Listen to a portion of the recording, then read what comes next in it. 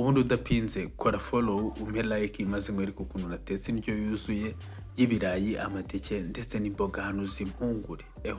Ni ibiryo birenze ibiryo birenze byatari. Nari mfite amateke n'ibirayi, ubwo aya mateke ni amabwayisi sinzi niba muyazi, mbikatamo uduce duto, maze gukatamo uduce duto ndabibiza mu mazi arimo umunyu byose, ibirayi ubwo n'amateke.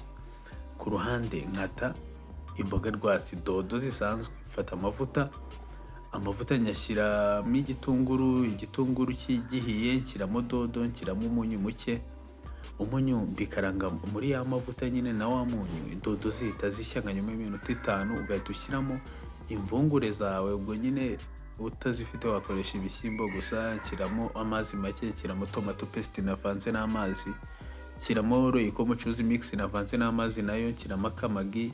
Royco mucuzi mix ni kugira ngo agasosi gafate. Napfundikiye nk'iminota 20 ku muriro muke. Hano byari byahiye, urabona ko bisa neza.